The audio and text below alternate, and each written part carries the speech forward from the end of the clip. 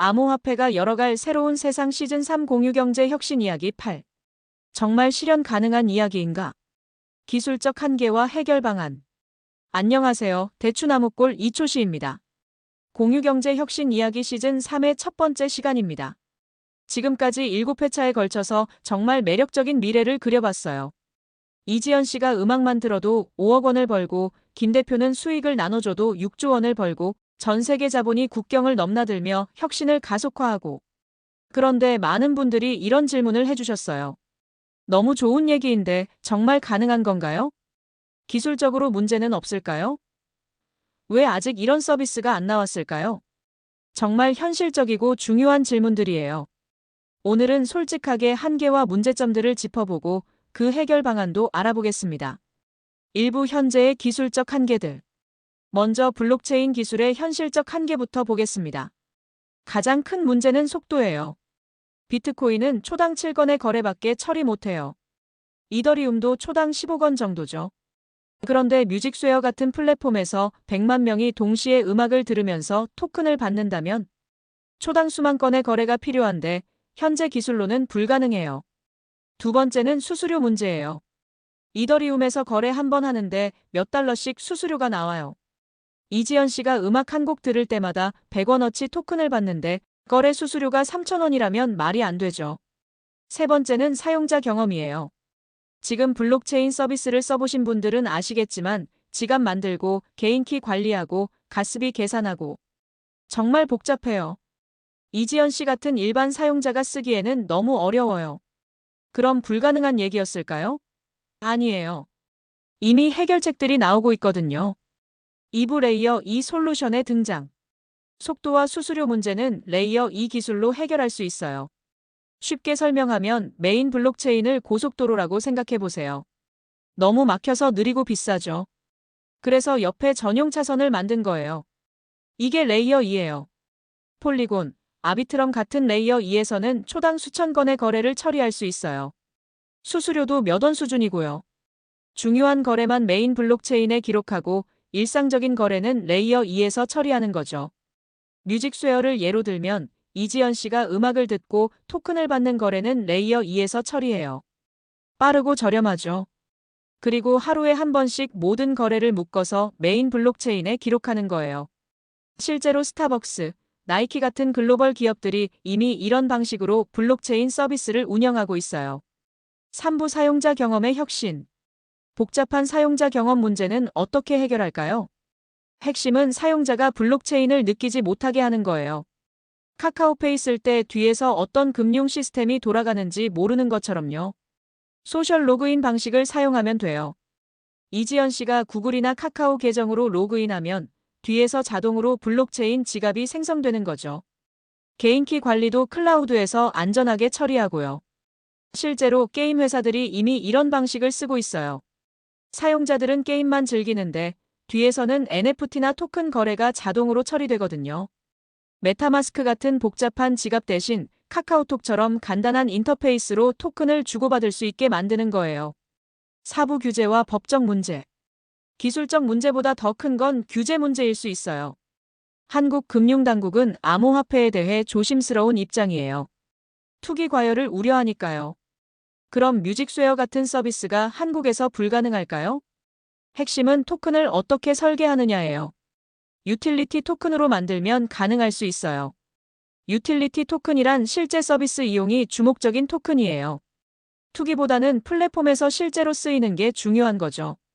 예를 들어 MS 토큰으로 프리미엄 기능을 이용하거나 아티스트에게 후원할 수 있게 만드는 거예요. 그러면 단순한 투기 수단이 아니라 실용적인 서비스 토큰이 되는 거죠.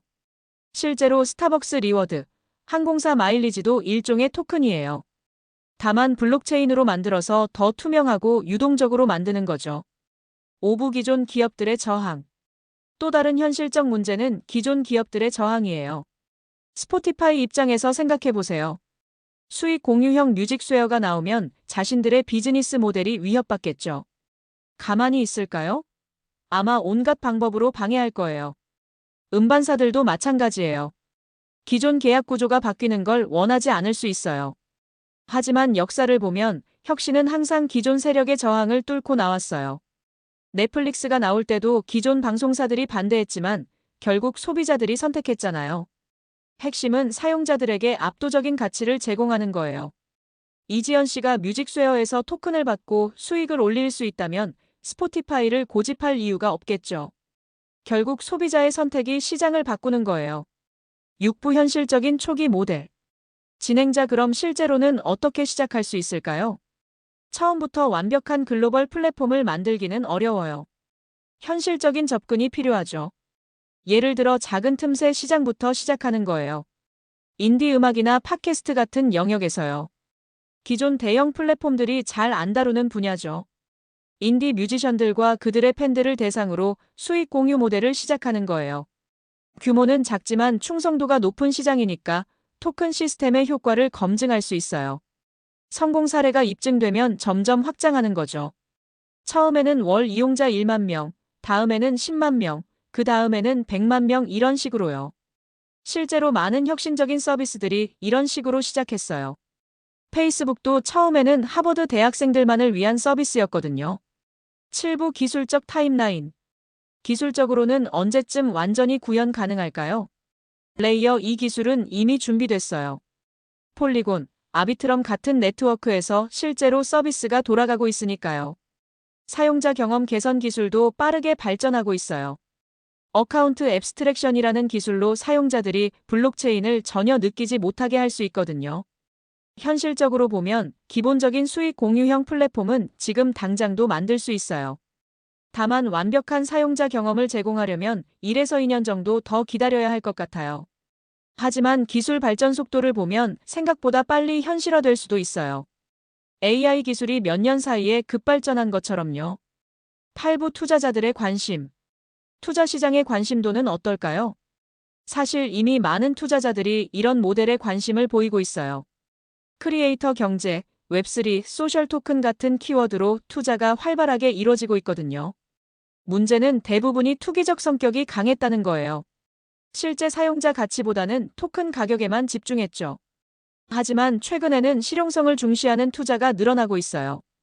실제로 사용자들이 쓰는 서비스, 진짜 문제를 해결하는 플랫폼에 투자하려는 거죠. 뮤직쉐어 같은 모델은 바로 이런 투자자들의 관심사와 맞아떨어져요. 기술적 혁신과 실용적 가치를 동시에 제공하니까요. 9부 다음 시간 예고.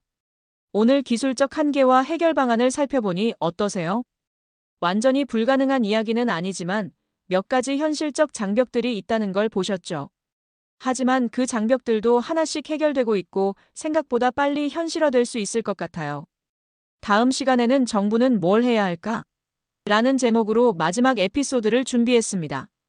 이런 혁신이 실제로 일어나려면 정부 차원에서 어떤 정책적 지원이 필요한지, 그리고 개인적으로는 어떻게 준비할 수 있는지 알아보겠어요. 기술적 한계가 있다고 해서 포기할 필요는 없어요. 중요한 건 방향성이 맞다는 거니까요. 점유형에서 수익 공유형으로, 독점에서 공유로, 이게 맞는 방향이라면 기술은 따라올 거예요. 오늘도 들어주셔서 감사하고 마지막 에피소드에서 뵙겠습니다.